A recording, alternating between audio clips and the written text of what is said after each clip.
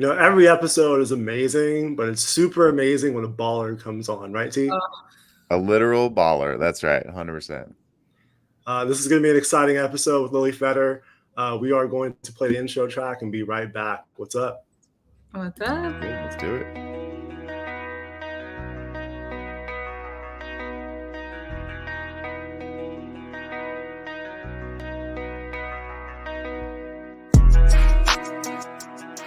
We the alumni, ripping it up while you were gun shy. Running back, reincarnated, graduated and elevated. Past lives of fast times from our high school and beyond education. Take a listen, nostalgia's never distant. No disses on this track, we handle our business. NBA, JD, DPT, we got the stack. Hey Jim, it's time to bring our classmates back.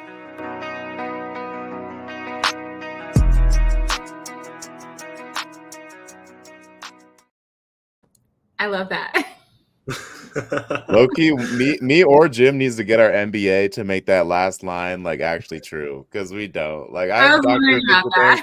Jim's got the JD, but I'm lying about the MBA right there. If I'm being honest, that's good honesty. I'm glad you're being honest. The goal is an honorary MBA. That's what I really want to get.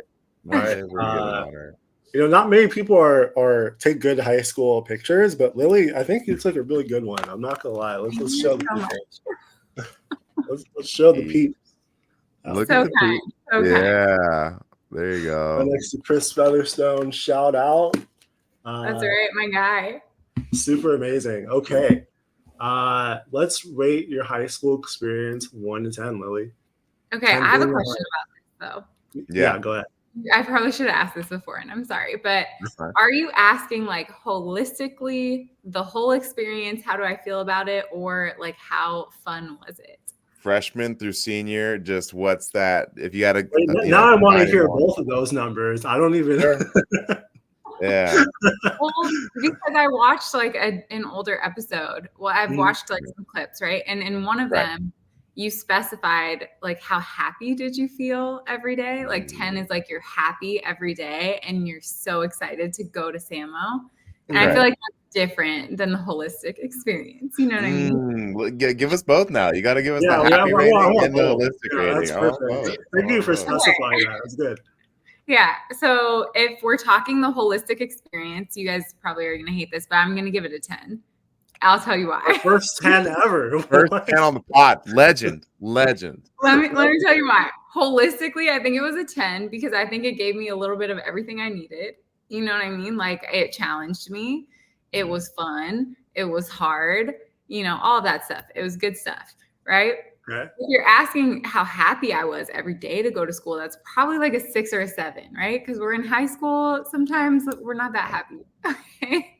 That's fair. Dude, that was the best answer I've ever heard on this podcast. Wow. Okay, we're starting strong. That makes a lot of sense now that you say it. We'll specify this in the future, but wow, that was good. Yeah, like the peak experience versus the daily. Yeah, that's a good distinction. I'm liking that. So you're saying like in the moment you were maybe not as happy as you were thinking back on it, but holistically it was just a great high school experience. Yeah, I think like, some days I was super hyped. We won CIF. I was thrilled to be there after that, right? Yeah. But in general, we have good days and bad days in high school. Hormones, we're going through a lot of stuff. Right. We're not going to be on 10 every day. That's a good point. That is a good point. Okay, well, that's pretty amazing. But you know what? It's time to put you in the hot seat, Lilly. This kind of coincides with what you're saying. Let's see. These questions are the hard-hitting questions everybody wants to know. And we'll be seeing what you got. You got 2 passes. So if it gets too hot, pass it on up. Perfect. 100%. All right. First question here. Who was your high school crush? And did you ever shoot your shot? My high school crush. I know I didn't shoot my shot ever in high school. I was so shy. Names if you got names. You heard it here first. Okay. I'm going Harry Horn. Nice. Okay. All right, Carter. There was some post that Luke Zelon had on Instagram, and it showed like 14 years later, Harry and I think Michael Friedman and Holly Lander, they're all looking good. It was awesome. They are. Yeah. You still got it. You still got it. You still got it. Shout out Harry Horn. Love it. We'll get him on the pod and we'll see what he says. Yeah, for sure. We'll try. All right. Question 2. Very well done. Who did you have beef with or just didn't have a good vibe around at Samo? I don't know. I don't think I really had beef really with anyone. I mean, when we would practice, sometimes, it would get a little heated, but that's very short lived. I don't know. Okay. Lover, not a fighter. I respect. Hey, if there's no beef, there's no beef. All right. Yeah. Not going to dig it up. Question 3. Did you drink or do drugs in high school? Why or why not? No, I was straight and narrow, and it was because of basketball. The first time I ever drank was after we won CIF. And Garrett had one of those parties at his house, and I was like, okay, I'll try, and I hated it. So Gotcha. Yeah, was that senior year? I forget which year that was. Yeah, senior year. Yeah. The very end of senior year. Nice. Sorry, Mom, underage. Sorry, Mom, if you're watching this. Don't watch this. Oh, nice. Okay, question 4. Now we're getting financial. Are you currently north or south of the 6-figure? Oh, guys, I'm south. I'm sorry. I'm sorry to say. It's all good. Outside, room to grow, as we say. There we go. That's right. Question 5, another financial one. As of this podcast, is your investment portfolio larger than your student loan debts? Yes, it is. That's because I thank God, no more student loan debt. So that's awesome. That is Amen. Perfect. That's cool. Question 6, rolling right along. What is one of your most embarrassing or awkward high school moments that you can recall? Oh, I think, do you guys remember that I broke my back our first year freshman year? No. Oh my gosh, no. This is like sustained embarrassment because I had to wear this huge back brace, and it was bright blue every day. As a freshman. So that was embarrassing all the time. Yeah. That's rough. I do not recall that. Was that a basketball related injury? It was. That's correct. Oh my gosh. Okay. But I got through it. She did. I had to wear a boot I broke my foot playing hockey, and that was bad too. You don't want to be that guy or a girl that's just walking around all injured like that. It's okay. Not same. A boot is like so normal. I know it is normal, but I'm still like, I don't know. I'm all limping around with crutches. It's not the look, Right. A back brace is much worse. I'll say that. You're right. I'm sorry. It's hard for all of us. Mine's embarrassing. My embarrassment, Lily. Okay, I was embarrassed. I apologize. Mine's embarrassing too. In middle school, I broke my middle finger, so I was like walking around with a splint, like flicking everyone off. So that's tough. That's kind of cool as a middle schooler, actually. I think that's funny. Yeah. Agree to disagree. As a disagree. lawyer today. Yeah. No. Maybe as a middle schooler. Last hot seat question, Lily. You got it. Who did you have your first kiss with that you can recall? Could be middle school, high school, whoever. Names if you got names. First kiss. It was middle school, and my first boyfriend, Julian Bickford. Oh, okay. Yeah. I think I remember him. Yeah, he went to Sam. Shout out to Julian. Okay. All right. Shout out to Julian. Nice. Well, that was the hot seat. Boom, bam. You got it right there. Got it done. You made it through the hot seat. That's impressive. Some people used both passes. You used none. So, congratulations. Killing it. Killing the game. So way back in 2010, Lily, you graduated high school. Your principal was Dr. Hugo Pedroza. It was a hot summer day. The Lakers were playing the Celtics in the playoffs. No one was paying attention to you. Everyone was watching the game. They were holding up little scorecards, in fact, of the score. I appreciated that. I know, that was clutch. I think we all appreciated it, to be honest with you. I think that was Kobe's last championship, 2010. Yeah, I think so. Yeah. That was about it. You walked across the stage. They gave you a piece of paper. It wasn't your degree. You picked it up later. I think you went to grad night, probably. Yes. I fell asleep at grad night. I was so tired. Oh, wow. I was there. Okay, you were there. You fell asleep. I can't blame you. It was pretty tiring. Well, they showed us that slideshow. Do you remember? We were all in the groups and they played. Yeah. It was so late at night and I just fell asleep. Yeah. It was perfect sleep medicine too. Yeah. Great. And then you graduate, and the next morning you're no longer a high school student. You don't see Tyler and Jim walking around campus. And it's been a 14-year gap. And the whole premise of this podcast is to find out what you've been up to since that night where you woke up and then fell back asleep at home.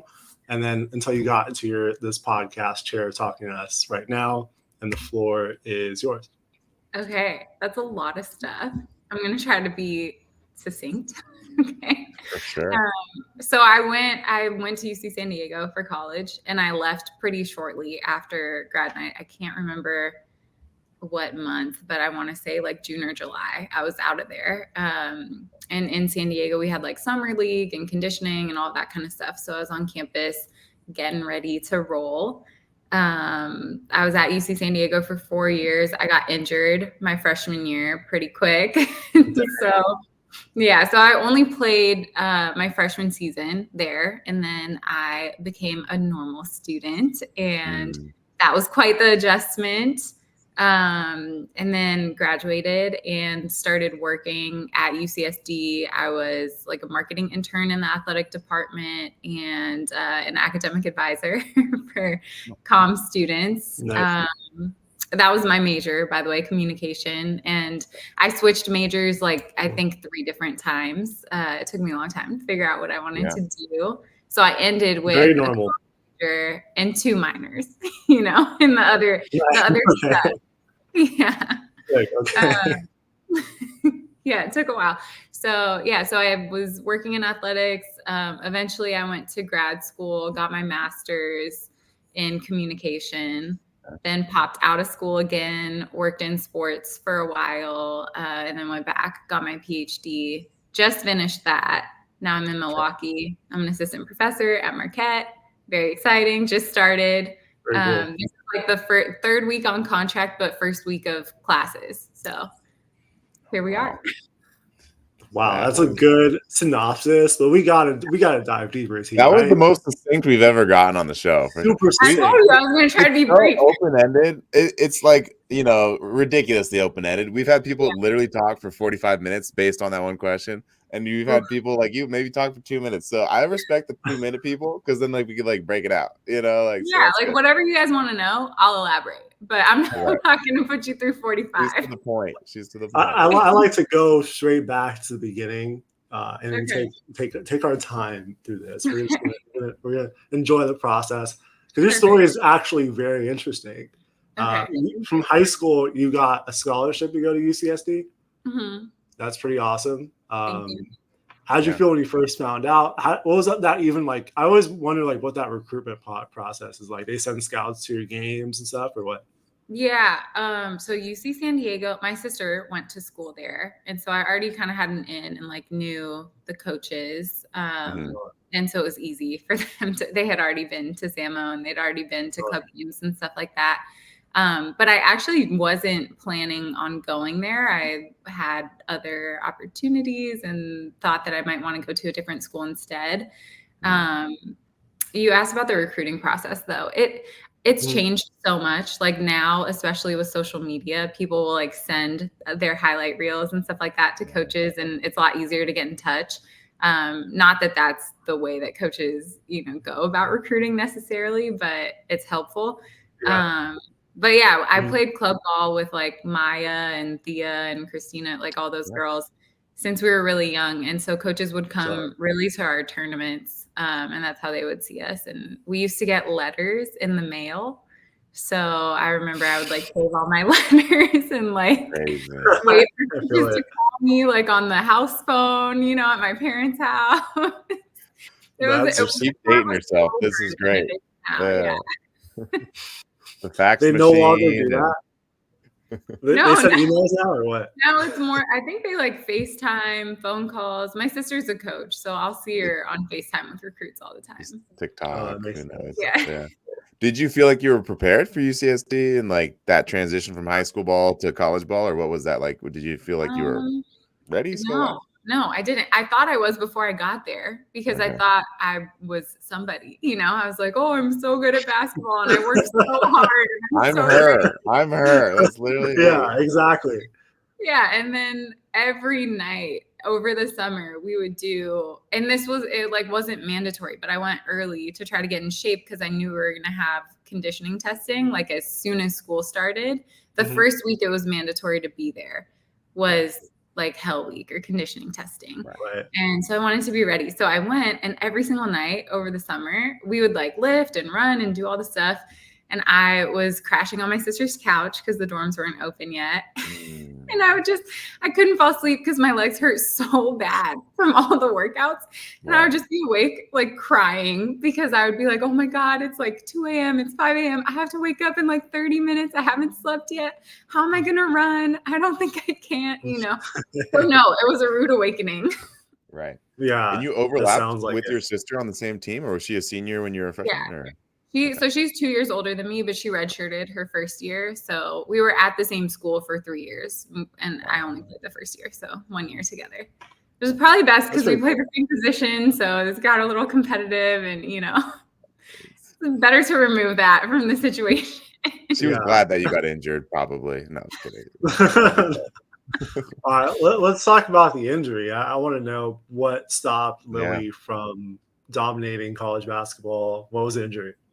I hate talking about this so much. I know. I'm sorry in advance. You don't have to talk about it too much. I'm just curious. No, it's fine. It's fine. It's just it's not like it's not like I broke my back in high school. It's one of those, like, it took forever to try to figure out what was going on. Like, I still don't even really know for sure what it was, but the initial incident is I fainted on the track. Wow. I passed out during conditioning testing.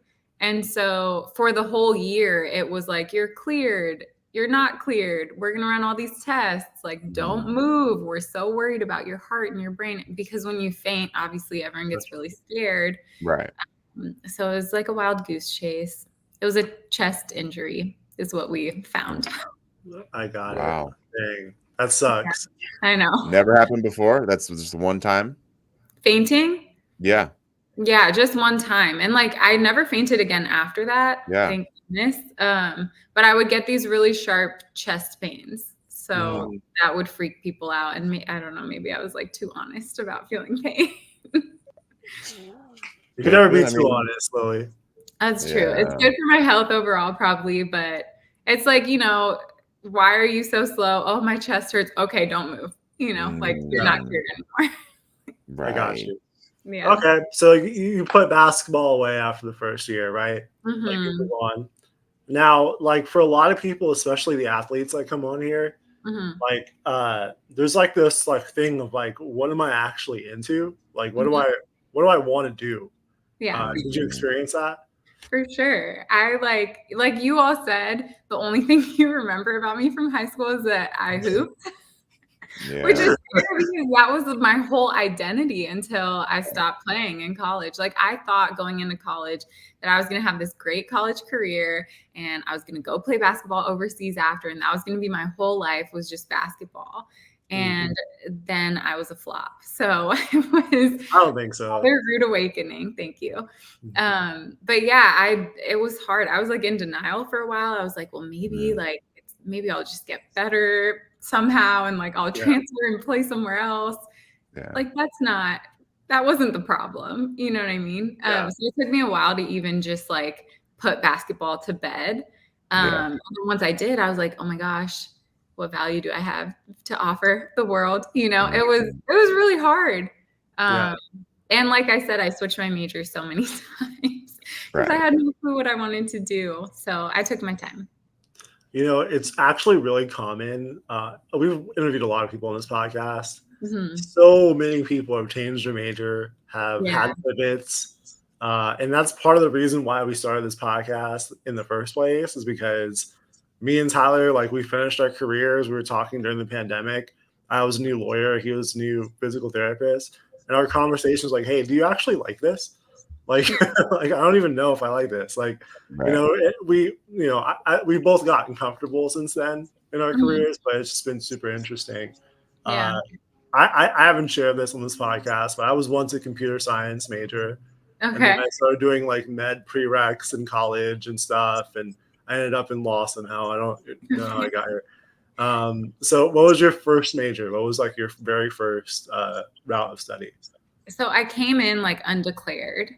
It's like exploratory studies or something like that. And I took a communication class, like the intro COMM theory class or whatever. And I thought like, oh, this makes a lot of things that happen in life make sense. And this seems really like applicable and helpful. And I like it. It's interesting. So I declared that as my major.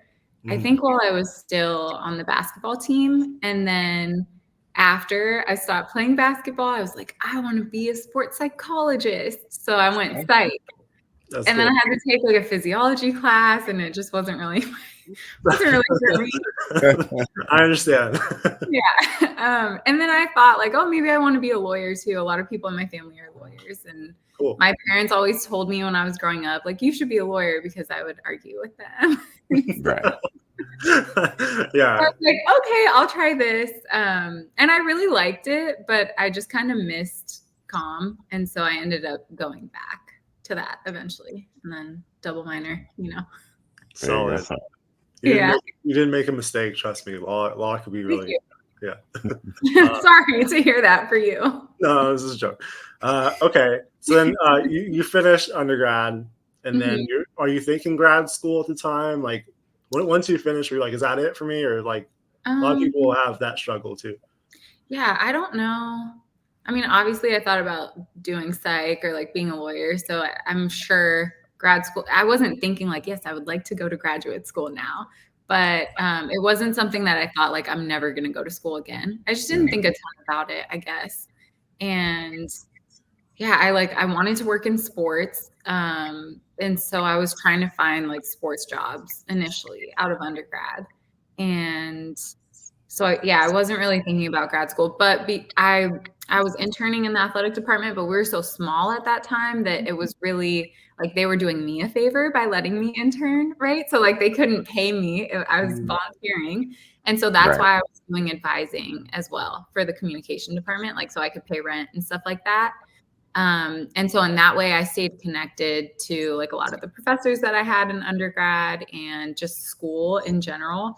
And so they would talk to me about grad school. And that is when I started kind of thinking, oh, it might be fun to like study communication more and to be a professor. And oh, but can I do that? Like I was shy, like I said, so I was terrified of standing in front of a class and speaking for however long we're meeting for, Yeah. Yeah, it can be nerve-wracking. Yeah. I do it all the time now, and it's like, it's great. But back then, it made me really nervous. I was gonna say, you must have had several public speaking classes. I did take an intro comm class in undergrad, and I actually really did like it. So I could see the appeal of the utility of it in psychology as well. And then with the master's, was that at UCSD or was that at a different campus? No, it was at Purdue. So I moved to Indiana. Okay. Yeah, Okay. crazy adjustment. Yeah, I bet. Had a great time. Yeah, and I went into the master's program thinking like I'm gonna go straight through. I'm gonna get my PhD and be a professor. I cracked the code. This is what I want. And then I freaked out when I was in my first year of a 2-year program, and it was because like I had never seen a research article before, and that's crazy because it's all about research when you go to a school like Purdue. It's a really strong program. And so I just felt like I was drowning. Like I had no clue what was going on. I was like, this can't be for me. None of it makes sense. And so I started thinking, well, maybe I really do want to work in sports, and I didn't scratch that itch enough. So my second year in the master's program, like I stayed in school, but I also worked in the athletic department at Purdue, and I worked for the Pacers doing like media relations stuff, just game night role. And then I left and I went back to UCSD and I did marketing and fan engagement for them for 2 years. So during COVID, actually, which was interesting to work in an athletic department. Down. And then while I was there, I realized like, no, I really miss doing research and teaching undergrads, and I do want to be a professor. I want to study this stuff. So then I went back to Purdue for my PhD. That's really cool. And when did you finish? I just finished. So I crunched the program into 3 years instead of 4. And so I just defended my dissertation like the Thursday before my orientation started at Marquette for new faculty. Oh my gosh. Here's a question I ask every PhD. is if you had to, boil down your entire thesis or whatever into like 5 or 6 words, how would you do that? I thought you were going to say sentences. No. Words, Tyler. You're words? at least a couple sentences, man. You have up to 7 words to describe what your whole doctorate is on. Okay. You're the COMM expert. You should be able to do this. Yeah. No, I got this. I might do it in less than 7 words. Okay. And then I'll elaborate if you want me to. Yeah, please do after. Yeah. So my dissertation focused on athlete resilience and athlete resilience. Oh, nice. 2 words. Okay. I like that. Dang, she beat you, T. She showed you. He was like, you do COMM, get it done. That's right. That was impressive. Solid. She's had a 2-minute intro to her life story and a 2-word dissertation. So really, if you want to learn how to be concise, be like Lilly. Okay, like Lilly. She's got concise down. We got to practice. I can't be putting the undergrads to sleep when I'm teaching. So I got to try to keep it concise. Absolutely. I see I see like a common theme in your story, low-key, of like kind of mentoring in that you were counseling students. And then I see a lot of like athletics overlap. And it looks like it's kind of coming together in a way in your career now. Yeah. And do you think that's like by chance, or do you think that it's like a culmination of things that led you to this point? Because I see that also, I see that theme in a lot of people who come on. Like usually, like everyone thinks I have it figured out by now, but it's like right at this mark where people will start to like, it starts to click really well. Yeah. So I'm just curious about that with you. As you reflect, what do you think? That's a great question. And I didn't do it this way on purpose. Obviously, it took me a long time, like I said, to figure out what I wanted to do with myself. But I do think that everything works out and everything does come together. I remember feeling really like anxious when I was younger about, my path is not linear and it's not a straight line. And I'm not like, progressing every time, or it didn't feel that way in certain moments. And so I would get stressed out and anxious about like, how am I going to put this all together and what am I going to do? Or am I like wasting time, doing different things? Yeah. But I think you're right. I think everything came together. I think that all of my life experiences have prepared me pretty well as they could have for the role that I'm in right now. And so like right now, my job is basically to teach undergrad students. I also advise undergrad students and to do research. So it is kind of like a perfect mix of everything that we've been talking about. Yeah. Right. That makes a lot of sense to me. And then now you can defend your dissertation to Tyler. I can defend it. Yeah. Have you heard of the or book? Explain it. Have you heard of the book Brave Athlete? I'm actually reading it right now. No. It's by Simon Marshall and Leslie Patterson. I had a friend recommend it. She's in sports psychology, so she's like, you should read this book because it's about like athletes transitioning their identity after sports and how to perform. So I'm gonna write it down. That's what I want to study next, is the transition outside of athletics. Brave Athlete. Yeah, it's a pretty good book. I'm like a third of the way through. But yeah, talk more about athlete resiliency and what that whole process of defending, would look like for somebody out there trying to pursue that as well. Okay, so obviously I study communication, so I look at everything from like a communicative perspective. And so I look at resilience in that way. I think that resilience is a process and something that we can build and develop. And I think that we do that through communication with ourselves and with others. And so I did basically a case study. I looked at one college baseball team. I interviewed a bunch of the players and coaches, and I just talked to them about the way that they communicate with themselves and with others through adversity and in general. And I analyzed basically how their communication either helps or hurts their ability to build resilience collectively and also on their own. So I don't know if you want me, I could go on for like hours. What did you find out though? Like what's the main point here? Like takeaway. Yeah. Okay, so there were so many findings, but my favorite finding Well, first I'll situate it by saying people tend to look at resilience either as like a process or a trait, just generally speaking. And I think a lot of us by default assume it's kind of this like inherent characteristic, especially athletes. You know, you're told to be resilient constantly. And I think it's easy when things aren't going your way to look at someone else who might be navigating a challenge better and think like, oh, it's easier for them because they just naturally are better at dealing with these things. And so I think I've learned from research and also from just like reflecting and like thinking really intentionally about these things that in my own life, like I've had different kinds of adversity, right? And I've handled some things much better than others. And the difference maker for me has been like what I'm actively doing or not doing while I'm going through hardship, right? So it's not just that like, oh, I got this and I broke my back and bounced back from that. And so now I'm going to be fine no matter what happens to me.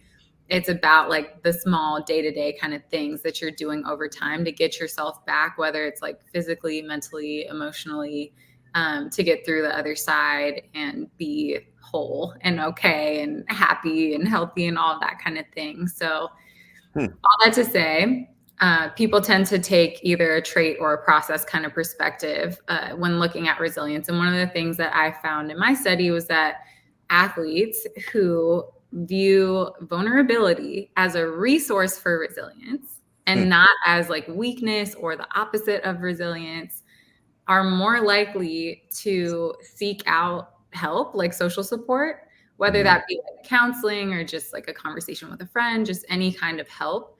And so they appear to be more resilient because they're better able to find solutions to issues as they arise, right? So it's like, if you're not in a silo, trying to be like strong and, you know, not vulnerable, you're trying to avoid vulnerability like the plague.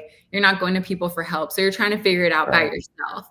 And the chances are that if you have help, there will be, you know, some perspective that you gain and maybe some better options or just, you know, brainstorming process. You think about things differently and you can arrive at better solutions to your problems, make changes in real time a little bit quicker, and things aren't as bad. So that's awesome. So on this pod, like one of our recurring segments is like making our guests do something. And so we made Connor Vance play the violin. We made AJ Perez do boxing for us live. And you just defended the dissertation. Yeah, you just defended your dissertation. That's pretty solid. You just passed. You just did it right there. So that was just like my real defense too. Wow, that's an A. You should, that's a solid dissertation right there. I love that.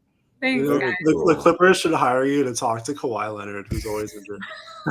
He's always hurt. Yeah, fix that guy. Please. I'm on it. Please. You can benefit from that conversation. Cool. Someone send them in this podcast episode.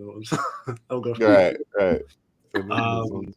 I think it's time for the job deep dive. I think I want to know more about Lilly's career. So T, bring out those questions and let's go. Yeah, so these I don't have pre-written questions for this. It's always kind of different every time. But the purpose, again, or one aspect that we're trying to improve upon in this pod is making it more generalizable to anybody listening. So it's not just a Santa Monica High School podcast, right?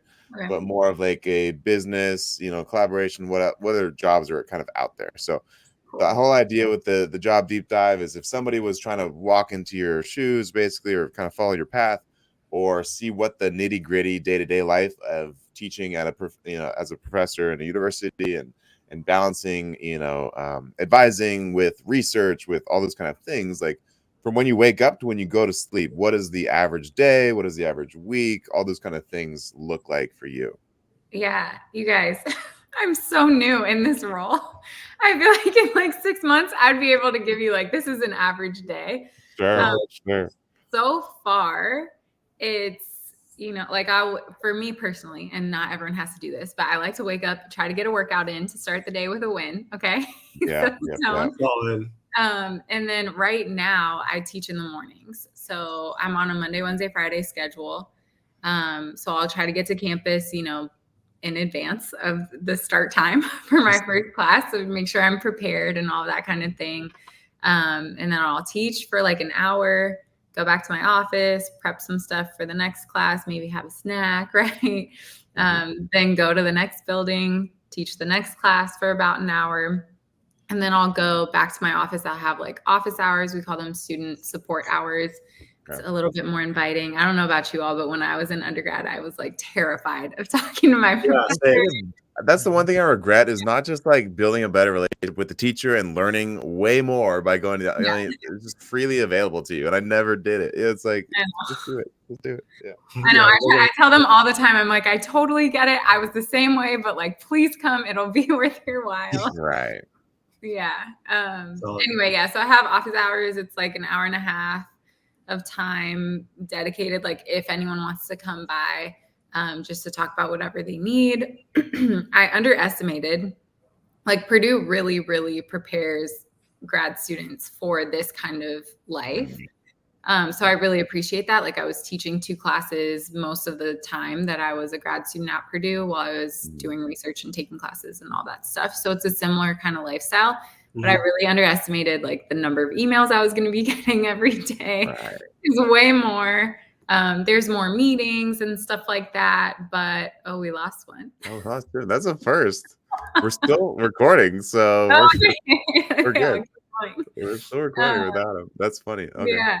Okay. Yeah. Day in the life. Yeah. So it's like I'll teach my classes, I'll have office hours, and then I'll just like be in the office grading, doing research, lesson planning. Day to day kind of looks different depending on what's going on. Like, and the different kind of phases of a research project also will dictate what your day looks like. If you're, collecting data, that's going to be different from if you're like analyzing it or writing up a paper. But yeah, a lot of it's just like office work. Okay. Yeah. Yeah. Is that, what is the grading process like? Do you have TAs? How do you handle the influx of finals and people complaining about grades and stress from that? What's that situation like?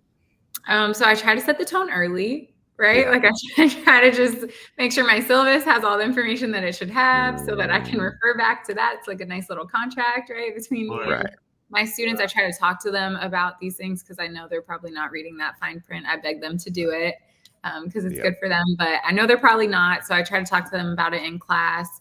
I think I'm pretty reasonable. Like if something happens, I get it. I try to like work with the students because I want everyone to be successful. So it's not like, for me at least, the approach is never like, oh, gotcha, you forgot or you didn't, whatever, right?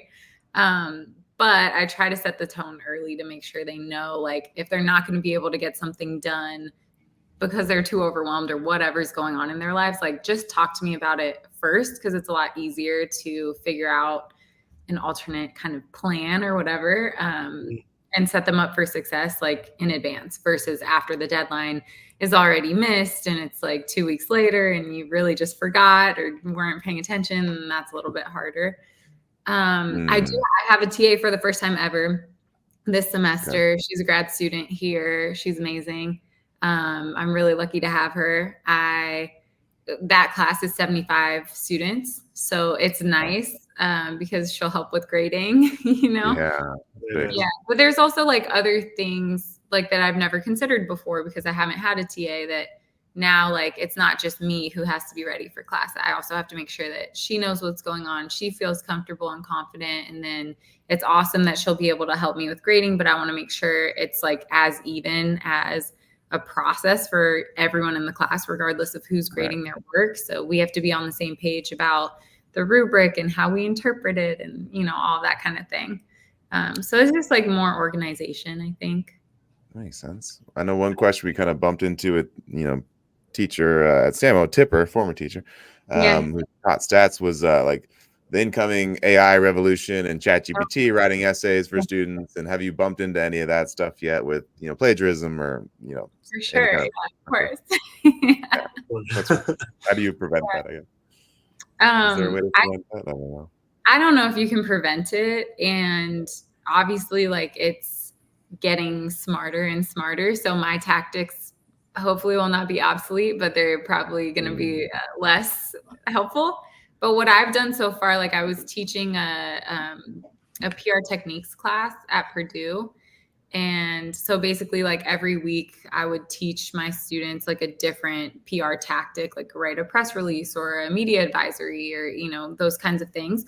And so it was really writing intensive. So it's very tempting for them to turn to ChatGPT. And this was right around the time that it was becoming popular. And so what I did was I ran my prompt through ChatGPT like 2 or 3 times. And I put the response that it gave up on slides. And I made it like an in-class activity to identify all of the shortcomings and like how I got it wrong. So I tried to show them like, just, you know, this is not the most source. Yeah, like this, it's more work. You're going to have to fix all of these things. Like, just do it yourself. This semester, I've been talking to students about it kind of a lot already, even though it's only been 2 days of class so far. We're in the first week, and because they were upset when I said, like, don't use it. I expect you to do your own writing.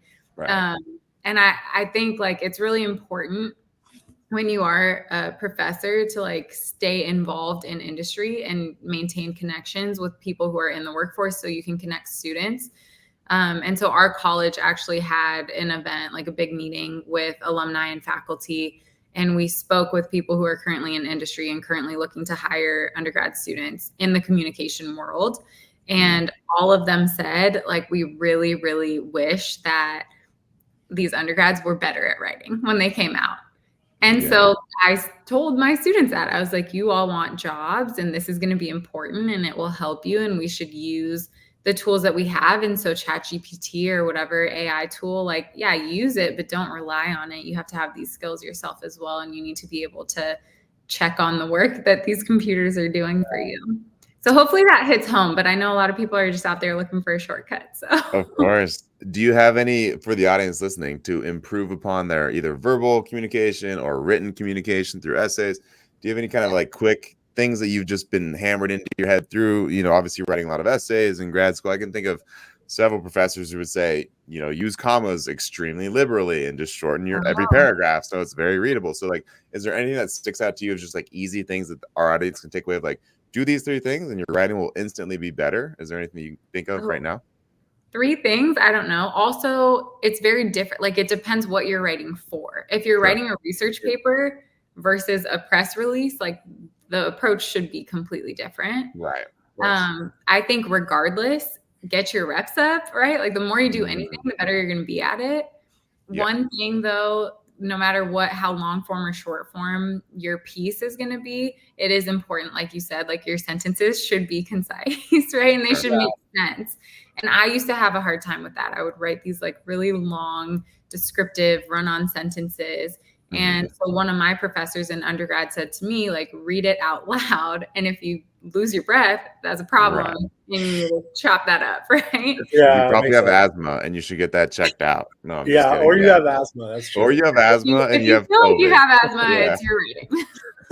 You have SARS-CoV-2. If you develop asthma while reading the sentence, then you definitely. If you're diagnosed with bronchitis while reading the essay, you have problems. Exactly. But that helps me a lot. And I still do that. So cool. Yeah. Nice. Very solid. Is your class hard or is it easy in your opinion? I mean, I don't think it's too hard, but I try to challenge. I just want people to learn, right? So I'm not with grading, like I'm not trying to trick students. I'm not like, oh, I said this one time, kind of whispered it in class. And I just want, you know, anyone who was on their phone or not paying attention, well, you're missing out on this point. Obviously, I want people to pay attention all the time and be engaged. But I think that's equally, if not more, my responsibility than theirs to, you know, share stuff that they want to be engaged with in a way that is actually genuinely engaging, to keep their attention. And so, yeah, hard. I mean, it depends what class too. Like right now I'm teaching 2 classes, both of which are sports communication classes, because we're launching a sports comm minor here, which is really exciting.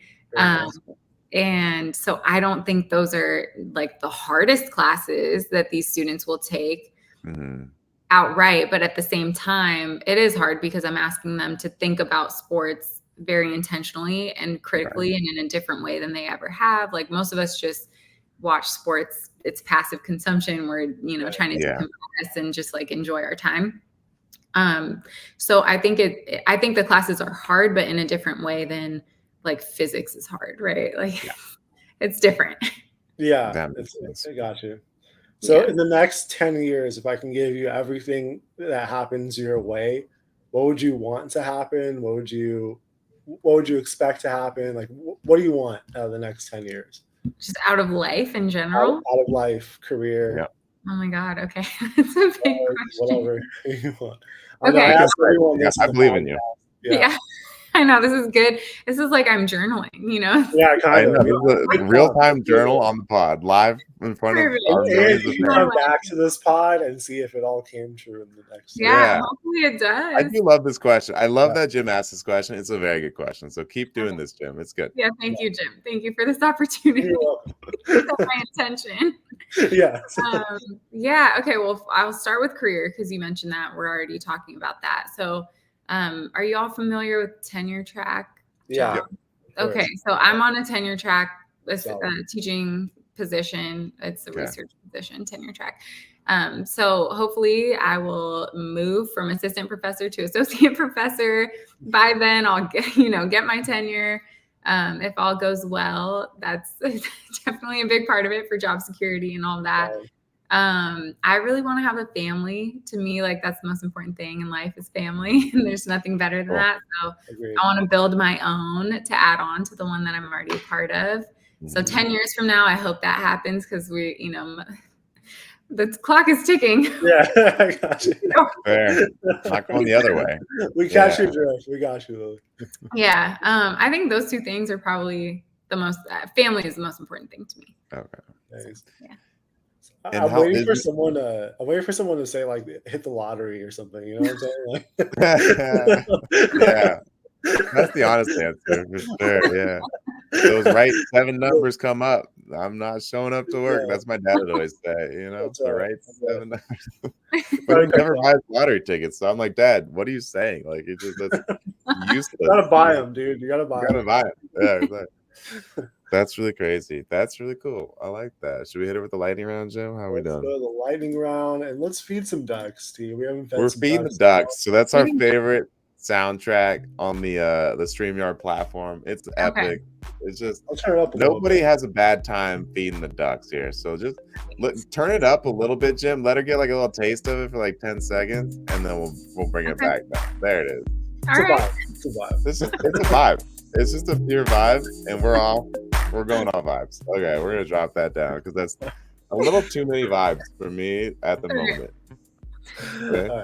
All right, lightning round. These are fun. These are all real quick questions, like not hot seat quality at all, right? So first one's gonna be the best off-campus lunch spot you recall around Samuel campus. Bay Cities. Bay Cities. If you have time. Bay Cities for sure. If you got the time, you gotta go to the back. Yelled at by some Italian men, go to Bay Cities. They will abuse you. I was so nervous ordering sandwiches from Bay Cities. Because like if you don't grab the little like ticker thing, like they'll freak out and like, next, like 98, 99, 100, and you're like, I'm 98, and they just pass my order, and I just go home hungry. I'm like, you gotta be ready to go in there. I'm not ready. I was stressed going to Bay Cities, but it was the best sandwich on campus, near campus. So good. Yeah. So good. Question 2: what was the hardest class you took or you recall in high school?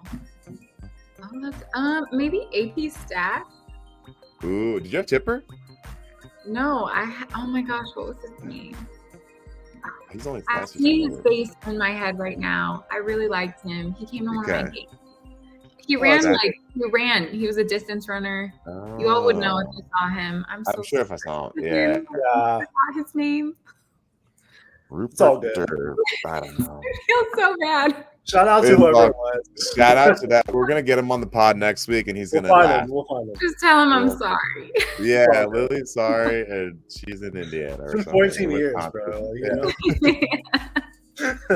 was a hard class. I try to put it out of my mind. You know. That's true. Question 3: which year of high school would you most like to relive? If you can wake up and redo that full 12 months or whatever. I think senior year. That was a good senior year. Got him again, Jim. Everyone says senior year, and I knew where I was going after. Out. and then I never take the question out. I need to. If you think of a new question off the pod, Lily, and I can replace that one with, then let me know. Okay, perfect. Okay. You're the comm, person, so you should know. Yeah. Question 4: would you rather have a late start Wednesday or an early release Friday? Oh, I liked late start.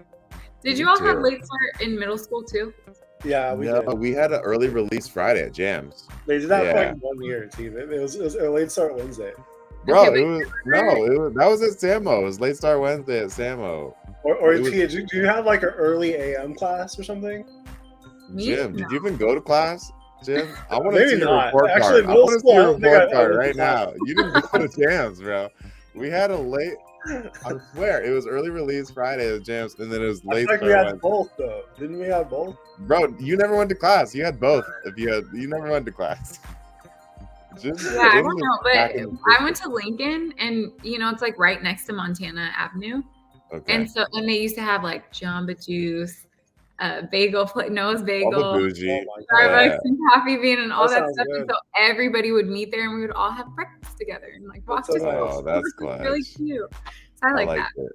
We Mhm. need We all had late Bob's starts. Market, and it was kind of hood.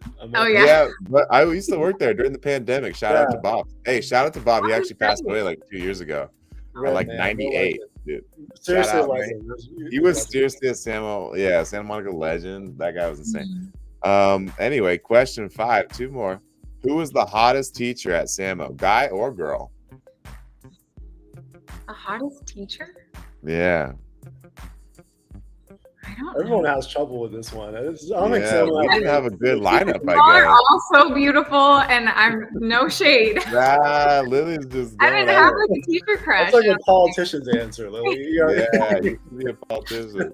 you gotta give us something, you know? I don't think Dang. I was like into any of the Man, they're all ugly. teachers. That's a They're hot not, take no, right they're now. not. They're not. But I think the boundaries were secured. You know what I mean? It wasn't Ooh, she's got boundaries. I like You're that. older That's and smart. That's respectable. Lily's giving As a respect, professor, boundaries, smart. they're Good important. You job. know what I mean?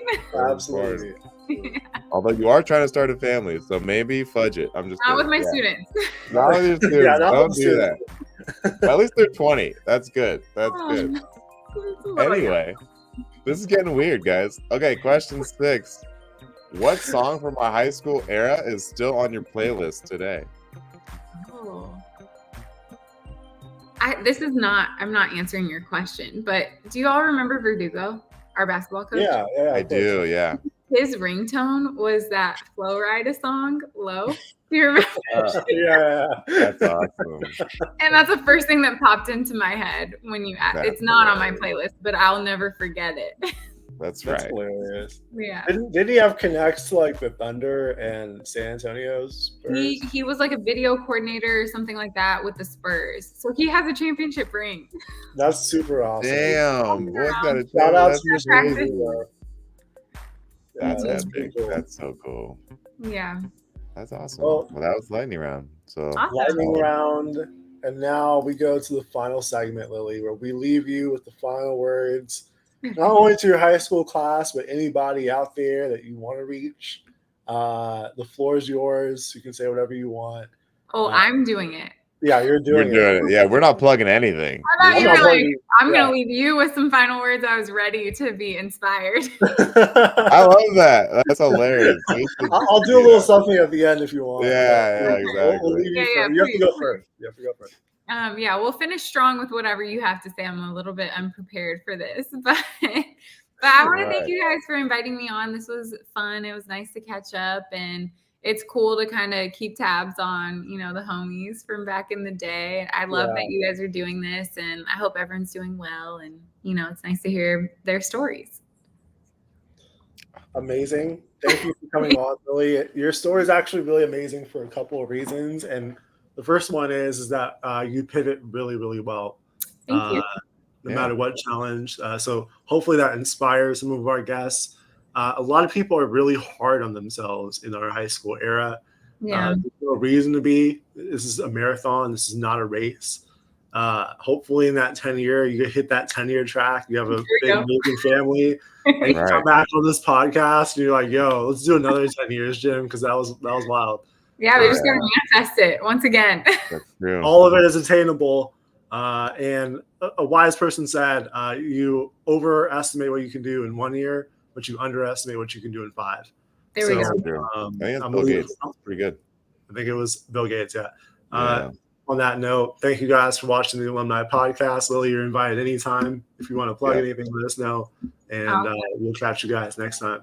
Thanks. Awesome. Thank you, guys. Good to see you. Peace. For sure. Yep.